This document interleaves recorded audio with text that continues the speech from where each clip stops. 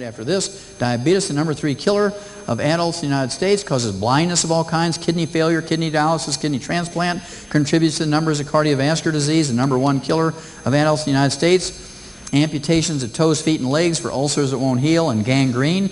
And most times you really don't have to get an amputation to resolve those problems, but if you insist on getting something amputated, please put a tag on it so they get the right one.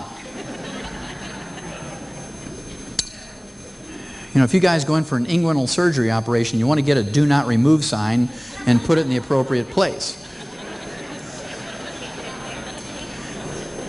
That happens.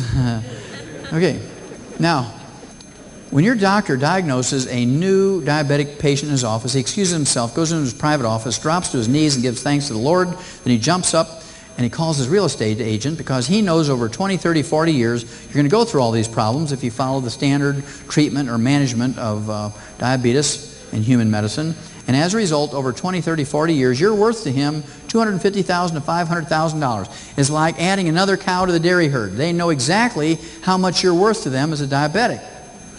And if you don't think that's true, next time you visit a doctor, ask to see his medical business office journals. You know, they have business journals for doctors, and see what they say about diabetic patients and heart patients and cancer patients and how much on the average. That's why people pick certain specialties, because there's big bucks in that area.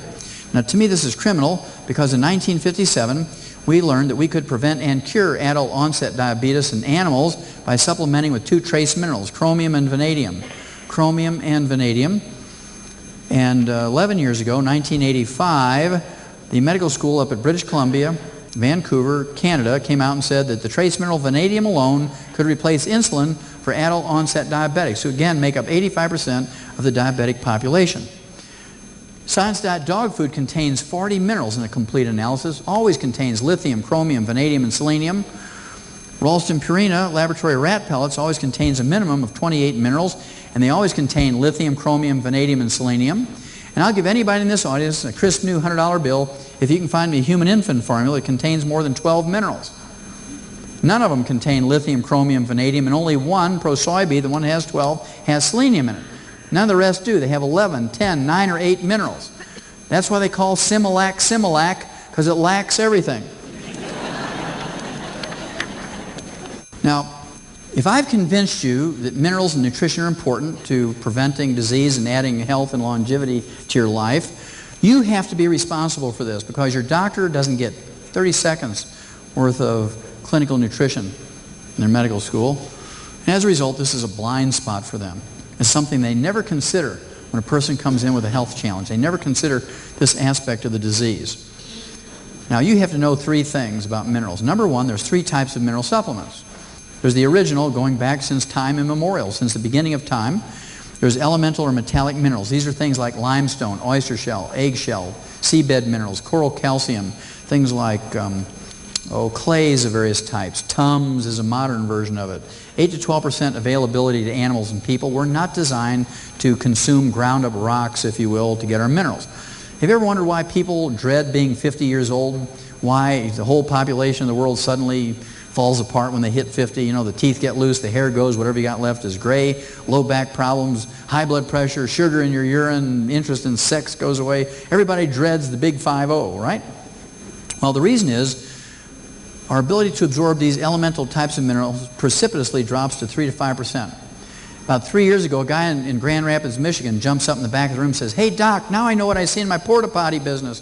I said, "What do you see in your porta potty business?" He said, "Well, when we clean those things out and disinfect them so we can use them again, we find hundreds and hundreds of vitamin pills that come through people." I said, "Come on now, how do you know they're vitamin pills?" He said, "Well, it's easy. They say Theragram M, 1 a day, Centrum, and Centrum Silver right on the coating. So next time you're on the pot and you hear plop, plop, clink, clink, it's not poker chips coming through there. It's them pills." Are there any chiropractors in the audience tonight? Any chiropractors? Any chiropractors? Raise your hand so I can see. Well, I can't see any, huh? Okay, well, the reason why I ask that is because chiropractors take spinal x-rays. And when a chiropractor takes a spinal x-ray, guess what he sees? He sees all these pills lined up. And if a person tends to be constipated, those pills line up like little boxcars waiting to come out. Come on, let me out. Let me out. They want to get through. And a lot of people say to me, "Doc, listen, you know, are you kind of fibbing to us a little bit here, pulling our leg? I mean, I've taken 2,000 milligrams of calcium every day for 20 years. I take 1,000 milligram, 2 of those 1,000 milligram tablets every day for 20 years, and I still have insomnia, foot cramps, toe cramps, high blood pressure, bone spurs, heel spurs, arthritis, loose teeth. My neck sounds like a bag full of gravel, and I say, what kind do you take? And they'll say calcium carbonate, calcium gluconate, calcium lactate, and that's the problem. Because out of a 1,000 milligram calcium lactate tablet, 86% or 860 milligrams is lactose or milk sugar. Only 14% or 140 milligrams is elemental or metallic calcium. And let's not use these complicated numbers up here for absorption and usability. Let's take 10% of the 140 milligrams. It's an honest number, and also it's easy math. 10% of 140 milligrams is 14 milligrams. So if you take 2 of those 1,000 milligram tablets a day of calcium lactate or calcium carbonate or calcium gluconate, you're not getting 2,000 milligrams of calcium. You're getting 2 times 14 or 28 milligrams. To get enough calcium, to get 2,000 milligrams of usable calcium from a calcium lactate 1,000 milligram tablet, you have to take 30 of those with each meal. You have to take 90 a day. That's almost a full 100 tablet bottle.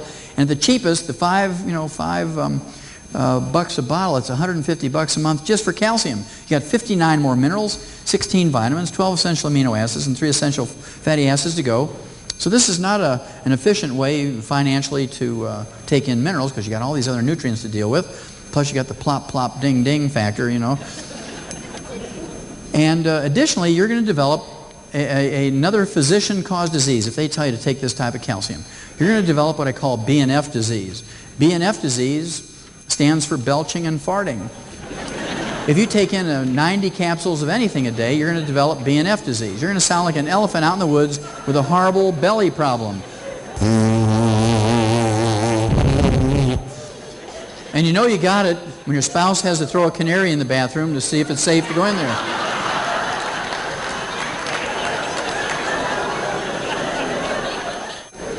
Now, during the 60s, the animal industry came up with chelated minerals because no farmer is dumb enough to put $1 in an animal's mouth and have 99 cents come out in the manure. So we learned by adding amino acids and proteins and enzymes, which are proteins that do work, to the elemental mineral, it increases the absorbability from 3 to 5% to 40%. And everybody got excited about this during the 60s. And today, because of this research, you'll see a mixture of elemental minerals and chelated minerals in a good multivitamin mineral supplement, a tablet. But the way that animals and people are designed to consume and absorb minerals is in the colloidal form. Colloidal minerals are 98% available to animals and people, 2.5 times more available than the chelated minerals, 10 times more available than elemental or metallic. They're liquid in form by definition. They cannot be powders and capsules and pills and tablets. They must be liquid. Small particle size. They're 7,000 times smaller than a red blood cell, and they're negatively charged. It's one of the unique things about a colloidal mineral is they are all negatively charged, and as you know, like charges repel. So between being a small particle and they repel each other, they stay in suspension forever as long as you don't let the water evaporate. Now the way it's supposed to be is that animals and human beings are supposed to eat plants, and the plants are supposed to take the elemental minerals out of the soil, convert them to colloidal minerals for their own use, for their own metabolism and biochemistry. We eat the plants, and that's how animals and people are designed to consume and absorb minerals. In the plant farm, colloidal minerals, we are not designed to eat ground up rocks. Unfortunately, U.S. Senate Document 264 in 1936 says there's no more minerals left in our farm and rain soils. Unfortunately, in 1992, the Earth Summit in Rio says there's no more minerals left in our farm and rain soils, and plants cannot manufacture minerals. If there's no minerals in the soil, they cannot convert these minerals to colloidal minerals, and they cannot manufacture minerals. Now, what about these long-lived cultures that were written up in the National Geographic in January of 1973? What was special about them? Is it genetic? No, they're all different races, they're all different religions, different cultures.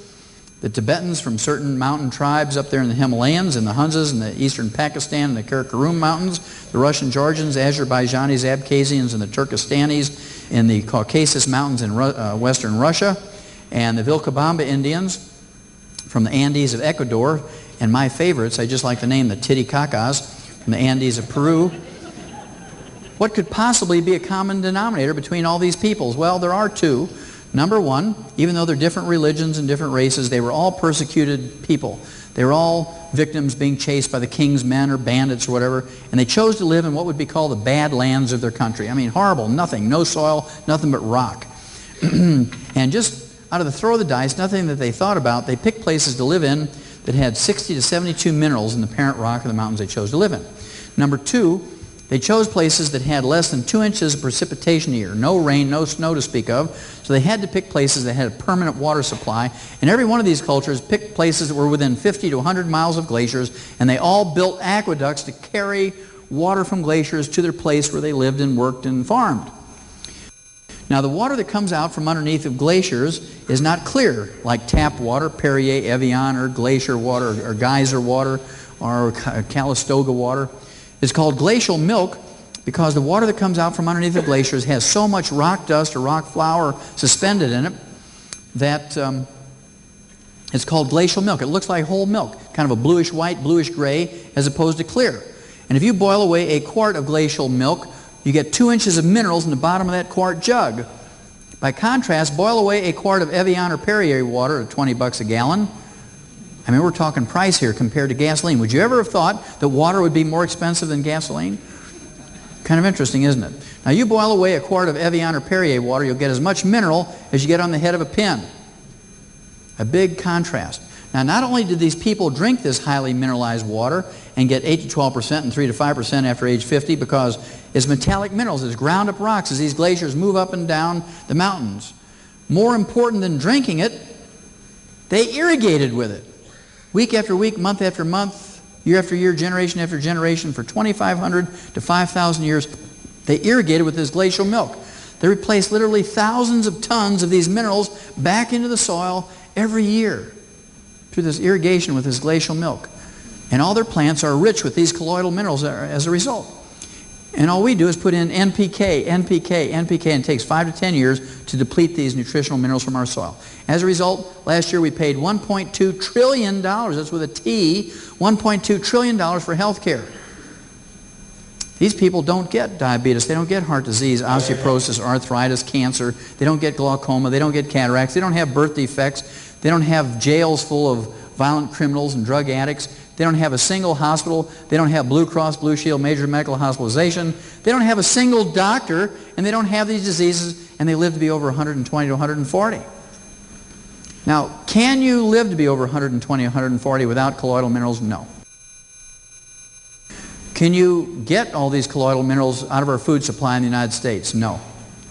Well, can you keep all the things that we love about the United States? Because if I were to pay your way to go there and live and guarantee you'd live to be over 100, you wouldn't do it because they don't have Kenmore kitchens, they don't have electricity, they don't have central heat, central air, they don't have roads, they don't have cars, they don't have televisions, they don't have television channel changer. I mean, how can you be a couch potato without a television channel changer? So, can you have all these things we love about America, including health insurance, and still get colloidal minerals? And the answer is, of course, yes. These colloidal minerals are available to you. They've been around since 1926. And of course, they're plant-derived. They actually come from an ancient prehistoric plant deposit. About 1926, there was this prospector who was an abysmal failure in southeastern Utah who noticed when he, even though he couldn't find gold or silver, but he did notice when he drank this funky-tasting water in the stream, the only water source available to him, after a couple of weeks his arthritis went away. And he backtracked this stream and he found that it originated in a prehistoric valley that had a forest in it. And when these trees and brush and grasses took up all the elemental minerals from the soil, converted them to colloidal minerals for their own use, there was a cataclysmic event. That forest was entombed, that valley and that forest was entombed by a volcanic eruption. A very thin layer of mud, ash, and lava, not heavy enough to compress this stuff into coal or oil. And it was very arid in there, not enough moisture to fossilize or petrify this plant material. So today, if you look at it, it just looks like real dark chocolate coffee grounds. And you squeeze it between your fingers, it is the same consistency as a chocolate chip you might put in an oatmeal cookie. It's kind of waxy. That's because it's not rock, it's ground up plant material. We grind this stuff up into a flour, we soak it in a filtered spring water for 4 to 6 weeks, and we leach those colloidal minerals out of those plants that were taken up in the prehistoric days. Things that you can't get out of your soil and your food anymore today. And of course, that's been around since 1926. We have liquid multiples that have been around 10 years and 1 year and so forth, and these are all available to you also. I want to thank you all very much. God bless each and every one of you, and God bless America.